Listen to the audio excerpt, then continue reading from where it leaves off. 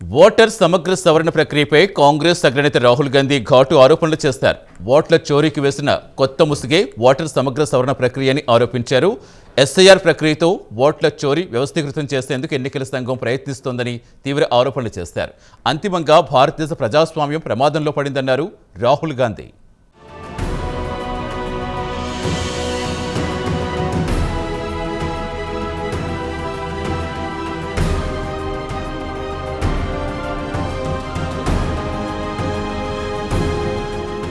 ఎన్నికల సంఘం ఇటీవల ప్రారంభించిన ఓటర్ సమగ్ర సవరణ ప్రక్రియపై కాంగ్రెస్ అగ్రనేత రాహుల్ గాంధీ నిప్పులు చెరిగారు. ఓట్ల చోరీని వ్యవస్థీకరించడానికి పెట్టిన పేరే ఓటర్ సమగ్ర సవరణ ప్రక్రియ అని ఆయన ఘాటు ఆరోపణలు చేశారు.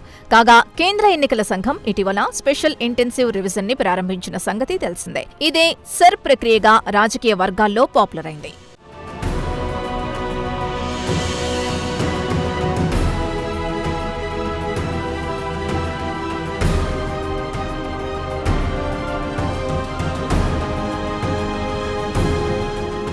మధ్యప్రదేశ్లోని కాంగ్రెస్ పార్టీకి సంబంధించిన ఒక కీలక కార్యక్రమంలో రాహుల్ గాంధీ పాల్గొన్నారు.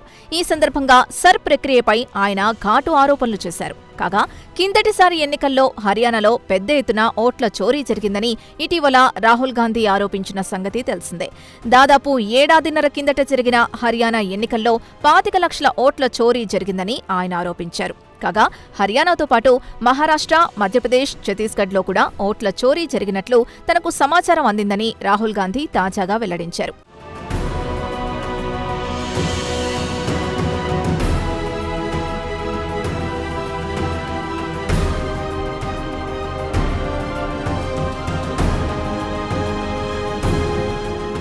ఇదిలా ఉంటే అనేక రాష్ట్రాల్లో జరిగిన ఓట్ల చోరీని కప్పిపుచ్చుకోవడానికి కేంద్ర ఎన్నికల సంఘం ప్రయత్నిస్తోందని రాహుల్ గాంధీ ఆరోపించారు.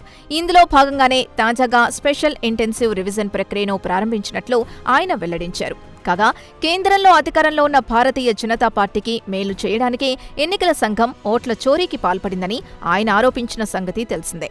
అంతేకాదు వివిధ రాష్ట్రాల్లో ఓట్ల చోరీకి సంబంధించిన తన దగ్గర విలువైన సమాచారం ఉందన్నారు ఆయన. సరైన సమయంలో సదరు సమాచారాన్ని దేశ ప్రజలకు అందిస్తానని రాహుల్ గాంధీ పేర్కొన్నారు.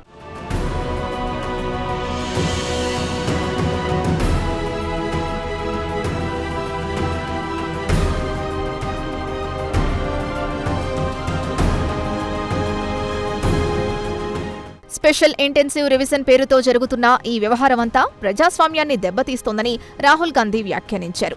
అంతిమంగా సర్ ప్రక్రియ రాజ్యాంగంపై దాడిగా మారిందని రాహుల్ గాంధీ వ్యాఖ్యానించారు. ప్రధాని నరేంద్ర మోదీ, కేంద్ర హోంమంత్రి Amit Shah, chief election commissioner Gyanesh Kumar ఒక కూటమిగా ఏర్పడి ఓట్ల చోరీకి, అలాగే సర్ ప్రక్రియ పేరుతో సదరు చోరీని వ్యవస్థీకృతం చేయడానికి ప్రయత్నిస్తున్నారని రాహుల్ గాంధీ ఆరోపించారు.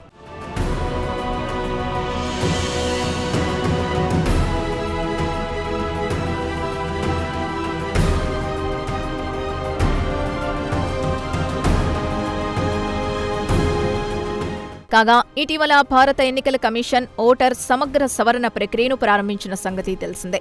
సదరు ఓటర్ సమగ్ర సవరణ ప్రక్రియను 9 రాష్ట్రాలు, 3 కేంద్ర పాలిత ప్రాంతాల్లో కేంద్ర ఎన్నికల సంఘం ప్రారంభించింది. కాగా వచ్చే ఏడాది ఫిబ్రవరి 7వ తేదీ వరకు సర్ ప్రక్రియ కొనసాగుతుంది. ఈ ఓటరు సమగ్ర సవరణ ప్రక్రియలో 51 కోట్ల మంది ఓటర్లు పాలుపంచుకుంటారు. కాగా సర్ ప్రక్రియ పరిధిలోకి వచ్చే రాష్ట్రాల్లో తమిళనాడు, పశ్చిమ బెంగాల్తో పాటు మరికొన్ని ఉన్నాయి.